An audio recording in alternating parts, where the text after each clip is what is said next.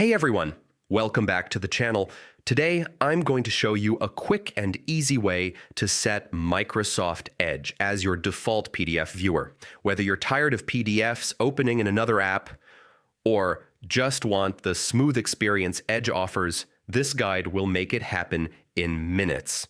Stick around until the end so you don't miss any steps. First, locate any PDF file on your computer. It can be one you recently downloaded or any file stored on your desktop.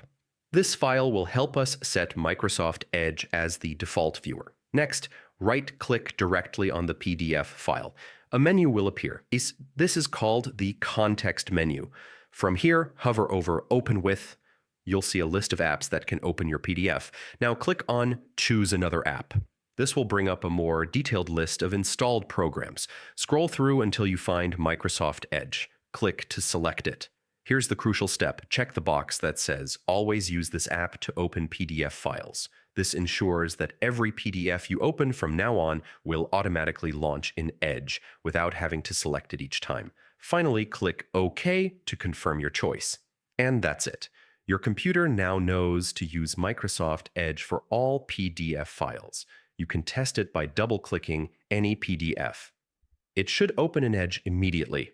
And there you have it.